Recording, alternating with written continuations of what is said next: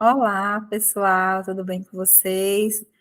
Hoje nós teremos a aula de didática, fundamentos e práticas. Eu sou a professora Cristiana Damasceno e nessa aula nós vamos discutir sobre o professor numa perspectiva de profissionalização, tá certo? Então, nós vamos falar um pouco dessa profissionalização, desse se fazer professor nos espaços escolares e não escolares. E é importante que vocês prestem bastante atenção na aula de hoje, tá bom? Vamos lá? Então, para a gente começar, a gente vem dizer que uma formação de professores adequada, ela serve como alicerce para construir escolas, cidadãos e profissionais mais competentes, éticos e humanos. Então, essa formação de professores, por exemplo, essa formação inicial que vocês adentraram, é uma formação de professores que vai dar para vocês esse alicerce. Então, vocês não podem pensar que a formação de professores já tem a casa pronta, né? Então, aí a gente vai corroborar esse pensamento, as palavras do educador Moacir Gadotti, que diz que a educação é um lugar onde toda a nossa sociedade se interroga a respeito dela mesma. Ela se debate e se busca. Então, esses questionamentos, essa construção dia a dia, tijolo por tijolo, que se faz no território da escola, é fundamental para que a gente possa perceber o valor que tem o professor, né? E aí o valor que o professor tem, não somente no que diz respeito aos conteúdos curriculares, mas também ao que diz respeito à formação do indivíduo, à formação do cidadão que ali está, tá? Então, é de grande responsabilidade o papel do professor. E o que é a formação de professores, né? Por que essa profissionalização? O que se ganha com isso? A formação de professores é um termo amplo que pode se referir tanto à formação básica quanto à formação complementar ou continuada. A formação de professores, ela tá ligada à formação inicial, que é essa formação que vocês estão trilhando, tá? Curso de pedagogia ou qualquer outro curso de licenciatura.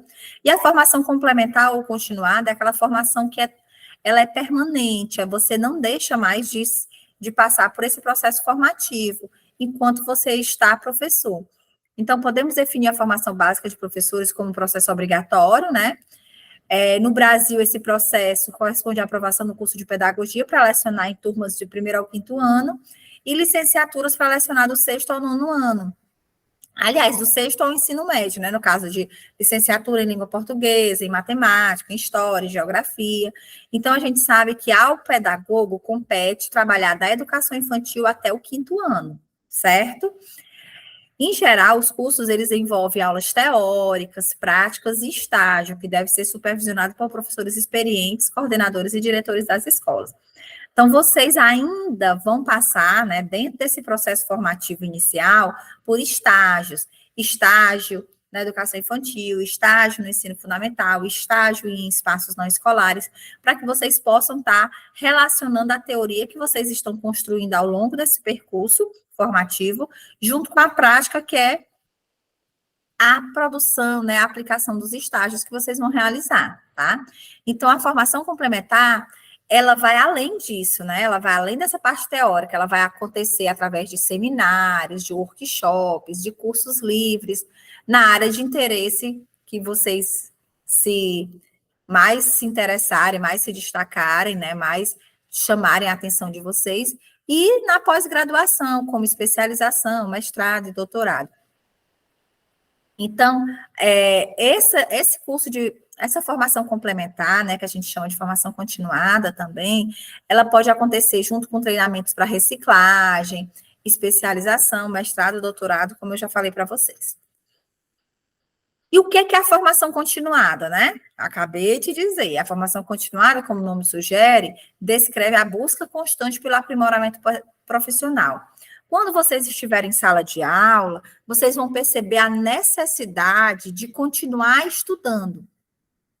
E vocês vão perceber, por exemplo, a necessidade de estudar situações bem pontuais, como, por exemplo, a educação inclusiva. Vocês querem conhecer um pouco mais do universo do autismo. Você vai optar por estudar metodologias ativas, porque você quer desenvolver técnicas diferenciadas na sua sala de aula, então você vai buscar um curso de metodologias ativas. Você resolveu que você não quer mais ser professor, você quer investir na área da gestão, então você vai buscar um curso de gestão. Então, são várias possibilidades que vão estar à sua volta para que você busque essa formação continuada, tá? E, recentemente, a formação continuada ganhou destaque por marcar presença também na BNCC, né, um dos principais documentos normativos que vai definir o conjunto de aprendizagem essencial dos alunos brasileiros. Então, na Base Nacional Comum Curricular, existe um tópico, né, existe um documento voltado somente para a formação continuada dos professores, para a formação de professores, tá? Que vai vir justamente fomentar, dar subsídios para que os professores possam trabalhar dentro desse novo cenário da Base Nacional Comum. Então, a BNCC ela vai abordar desde as disciplinas obrigatórias até os temas, carga horária e condições mínimas para aprovação das diferentes etapas da modalidade da educação básica. Aí, a BNCC está constituída por esses documentos, texto introdutório, competências gerais que os alunos devem desenvolver ao longo dos anos, competências específicas de cada área do conhecimento, direitos de aprendizagem da educação infantil, além de nortear o currículo e o ensino dos estudantes, o documento tornou obrigatória a formação continuada para os professores. E aí, foram pensadas algumas competências que vão facilitar, né, o aprendizado e inspiram os alunos como didática, empatia e colaboração. Na Base Nacional para a Formação dos Professores, a gente vai ver que o processo de habilidades desenvolvido pelos professores no Brasil poderá sofrer transformações em breve, né? Quando essa proposta ela for colocada em prática, tá? Então, nesse sentido, a proposta vai se basear em 3 dimensões: o conhecimento, que é o domínio dos conteúdos ensinados, a prática, que é a gestão da aprendizagem, e o engajamento, que é a interação e compromisso quanto ao trabalho como educador. Além disso, a base para a formação de professores, ela vai exigir um estágio obrigatório de 400 horas, que será substituído pelo programa Residência supervisionado por um professor experiente e orientador da faculdade, começando no primeiro semestre do curso. Então, a gente vai ter aí uma mudança nos estágios na formação inicial, tá?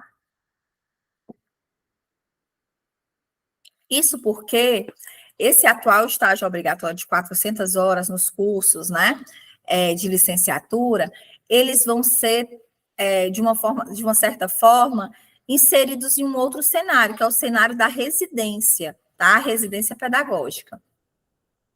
No caso dos cursos de pedagogia, o documento pretende dividir os 4 anos da graduação em 3 fases distintas. A etapa inicial se dará ao longo dos 2 primeiros anos, quando serão abordadas políticas públicas e didáticas em sala de aula, que já é mais ou menos como está organizada a nossa matriz curricular. No terceiro ano, o graduando se concentra em etapas do ensino básico, educação infantil, alfabetização ou primeiros anos do ensino fundamental. E no quarto ano, o futuro professor terá a oportunidade de se especializar escolhendo um segmento da carreira, entre educação especial, gestão, didática ou educação profissional. Haverá também a aplicação do ENAD, né, que é o Exame Nacional de Desempenho de Estudante, a fim de conferir a habilitação, que terá validade de 5 anos. Então, essas normas, essas regrinhas, né, elas estão para serem colocadas em funcionamento no Brasil, mas ainda não foram colocadas, tá? A BNC, ela é de 2018, 2019, mas por conta da pandemia a gente não teve a continuidade, né, dessas ações ainda. Não podemos dizer que elas não vão acontecer. Elas estão postas no documento e precisam só ser executadas. Então, qual é a importância da formação continuada para os professores? Todo segmento de mercado passa por mudança ao longo dos anos, o que pede a atualização constante daqueles que formam os profissionais. E isso não é diferente na educação, né, gente? A gente sabe que na educação a gente tem passado por constantes mudanças, né, constantes transformações. Então, antes da popularização da internet, as mudanças elas ocorriam num ritmo mais lento. Mas com as novas informações, as informações, né, demoravam meses, até anos para serem transmitidas entre universidades, escolas e diferentes países. No entanto, com o boom da web nos anos 2000, grande parte das instituições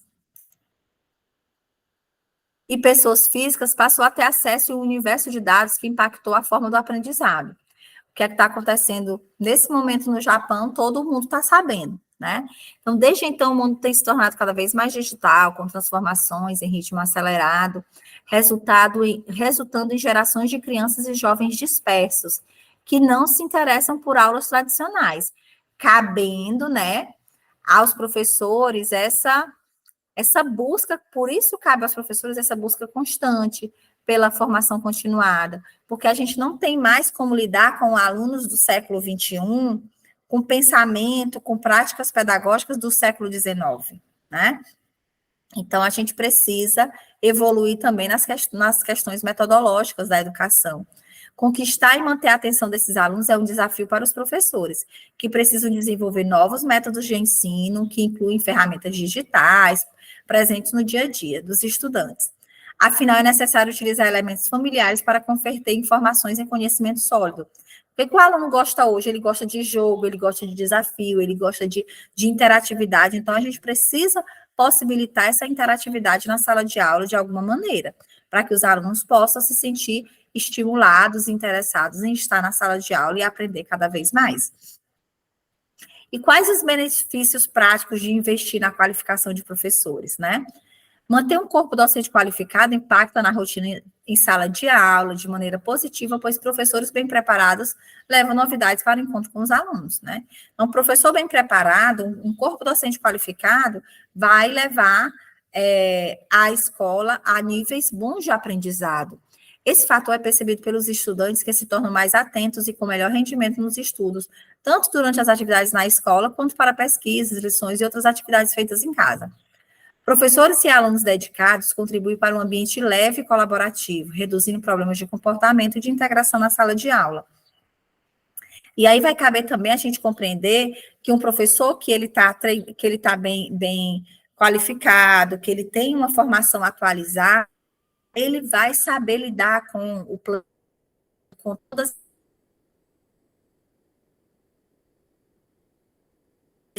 porque ele tem se mobilizado conhecimentos, mobilizado aprendizado para essas ações, né? Enquanto tem professores que continuam insistindo em trabalhar com ações distintas da BNCC, né? O que prejudica o ensino, o que prejudica o aprendizado dos alunos, o que torna, às vezes, um ambiente mais chato, mais irritadiço, né? Então, a formação continuada, ela aprimora as ações de gestão de diretores, coordenadores e orientadores, otimizando processos de formação e fortalecendo a comunicação entre os diversos níveis hierárquicos. E a gente vai precisar levar em consideração que a formação continuada de professores também precisa permear essas relações humanas, né? O professor precisa compreender que existe uma hierarquia na escola. E aí, o que é preciso para ser um bom professor? É preciso mais do que vocação, gente. Não adianta eu querer, o meu sonho é ser professora. E afinidade com o ensino para ser um bom professor. Na prática, esse profissional ele deve desenvolver habilidades cognitivas, sociais e emocionais para que ele visualize e implemente respostas criativas à demanda do dia a dia. Não basta a gente ter vontade, a gente precisa ter habilidades desenvolvidas, né? Que vão ajudar nesse fazer pedagógico. Em resumo, vale investir em uma somatória de competências que permeiam diversas áreas do conhecimento, desde a liderança até a linguagens e ética. Claro que não existe uma receita pronta para ser um professor eficiente, mas podemos utilizar estudos atuais como ponto de partida. E aí eu trago para vocês, por exemplo, as 10 competências apontadas pelo suíço Philippe Rinot, reconhecido por analisar a temática sob o prisma da pedagogia. Ele levanta 10 competências docentes. O que é que os professores precisam para ser bons professores, tá? Organização e direção das situações de aprendizagem. Então, o professor ele precisa saber lidar com essas situações de aprendizagem. O professor ele precisa administrar a progressão das aprendizagens. Tem um aluno que está aprendendo mais, tem um aluno que está aprendendo menos, tem que compreender esses processos.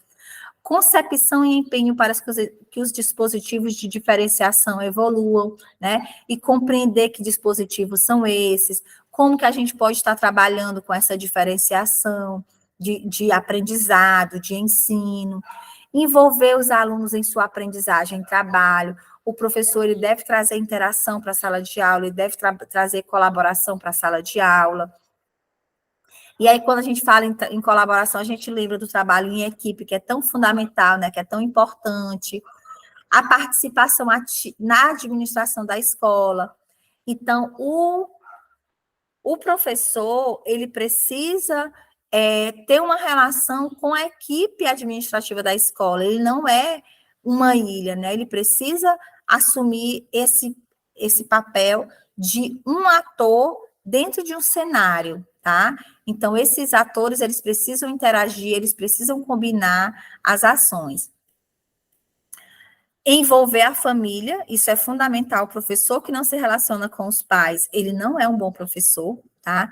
Utilização de novas tecnologias, e aí a gente tem aí a internet, né, para oferecer cursos e oferecer informações para que a gente possa se fazer presente nesse mundo da tecnologia, e um bom professor, ele precisa fazer uso dessa tecnologia.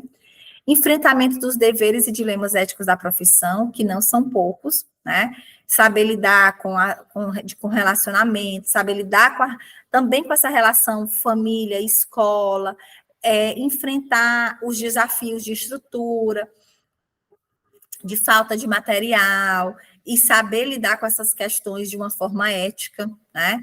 E a manutenção da própria formação contínua. Então, um bom professor é aquele que continua estudando o tempo todo. Não é aquele professor que acha que, porque já fez uma graduação, ele já concluiu os estudos, né? E a gente precisa romper com essa ideia de que o professor, ele basta ter a graduação, né? E aí nós precisamos compreender que essa busca, né, por essas